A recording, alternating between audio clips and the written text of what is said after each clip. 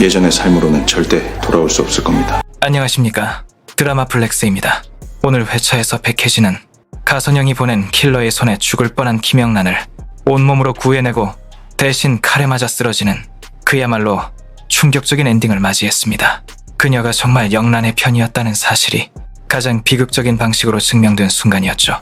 하지만 백혜지의 정체에 대한 가장 결정적인 실마리는 칼에 찔리는 장면이 아닌 전혀 다른 곳에 숨겨져 있었습니다. 바로 오늘 초반부, 영란이 자신의 기생충 같은 엄마 김소영을 절연의 심정으로 경찰서에 직접 집어넣는 장면에서 스쳐 지나간 짧은 과거 회상, 바로 그 안에 모든 비밀이 담겨 있었습니다. 결론부터 말씀드리겠습니다. 백혜진은 정말로 영란의 친구였습니다. 단순한 조력자나 감시자가 아닌 아주 오래전부터 깊은 죄책감으로 얽힌 운명의 동반자였던 것입니다. 좋아요 한번 부탁드리고 지금부터 오늘 회차에 폭탄처럼 터져나온 떡밥들을 하나하나 회수하며 남은 이야기를 예측해보겠습니다. 오늘 영란이 자신의 엄마를 경찰서에 냉정하게 두고 나오는 장면에서 우리는 영란의 가장 아픈 과거 서사를 엿볼 수 있었습니다. 바로 중학교 시절 10,000원짜리 생리대 하나 때문에 절도범으로 몰려 소년원에 가게 된 끔찍한 기억이었죠.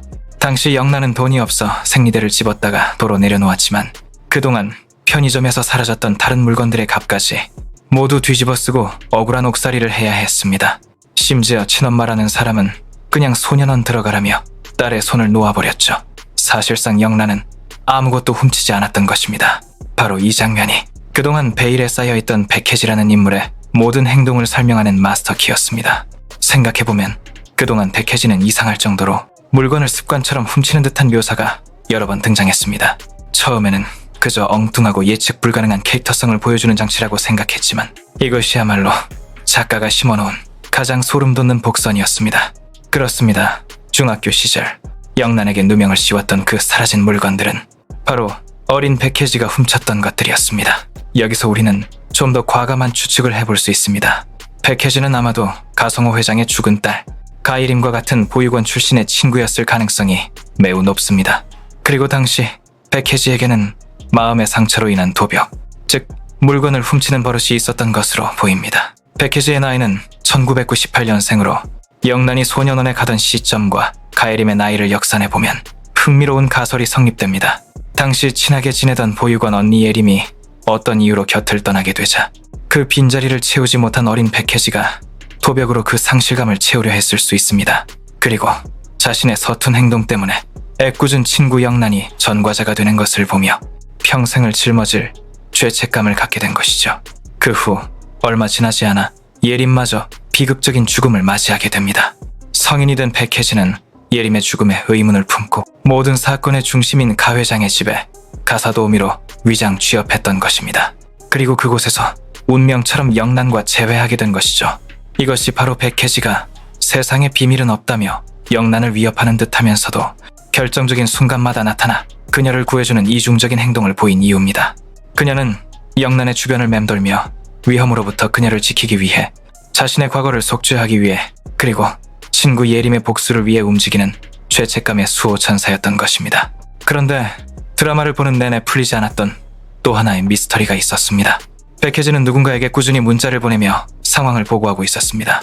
이번 회차를 통해 백혜지가 영란을 진정한 친구로 생각하고 있음이 명확해졌으니 가선영이나 가선우의 끈앞풀은 절대 아닙니다. 또한 이 변호사에게 따로 보고하는 모습도 아니었죠. 그렇다면 과연 누구였을까요? 어쩌면 백혜진은 그동안 죽은 줄로만 알았던 가성호 회장에게 직접 보고를 하고 있었던 것은 아닐까요? 가 회장은 자신의 딸 예림과 각별했던 백혜지를 신뢰하고 공식적인 계획 실행자인 이 변호사 외에 또 다른 비선, 즉 비밀 요원으로 그녀를 심어두었을 가능성이 있습니다. 이돈 변호사가 법률적 절차적 임무를 수행한다면 백혜진은 가선영의 물리적 위협으로부터 영란을 보호하고 계획의 진행 상황을 현장에서 보고하는 임무를 맡았던 것이죠. 가 회장이 자살로 위장한 채 어딘가에 살아있고 모든 판을 원격으로 조종하고 있다는 추측입니다. 이 가설이 사실이라면 이 드라마의 판은 우리가 생각했던 것보다 훨씬 더 거대하게 짜여 있을 겁니다. 여러분의 생각은 어떠신가요?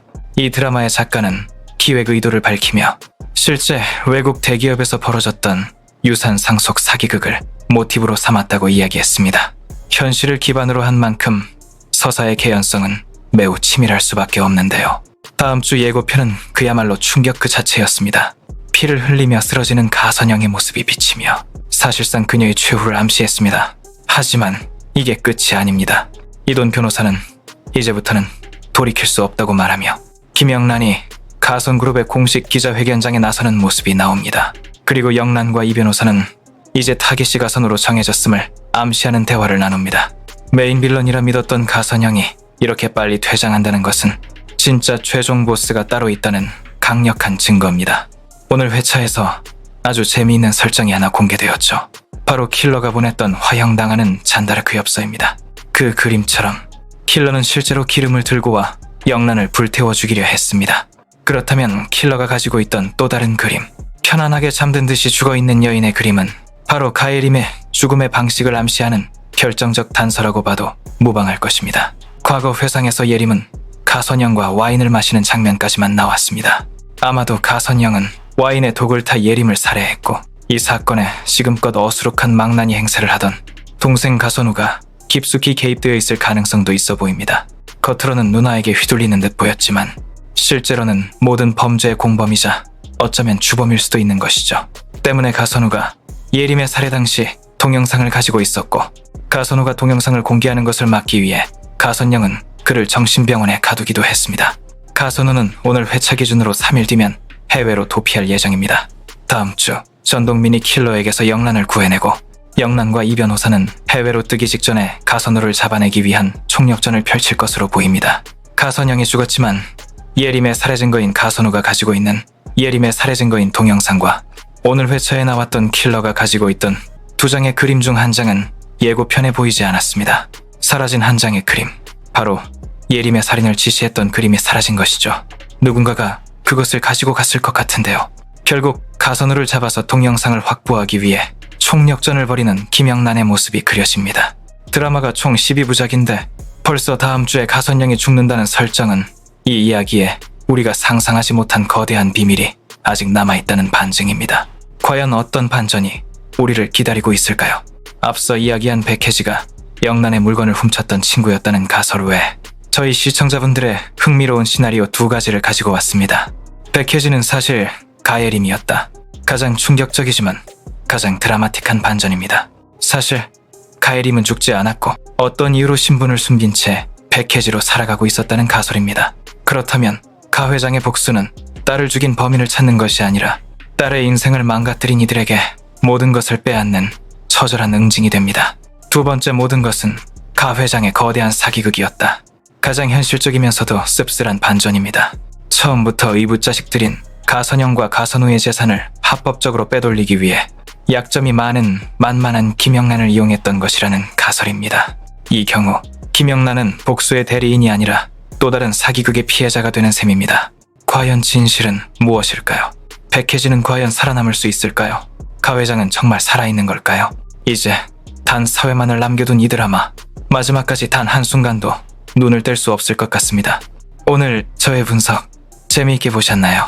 여러분이 생각하는 결말은 어떤 것인지 댓글로 자유롭게 의견 남겨주시길 바랍니다. 시청해주셔서 감사합니다.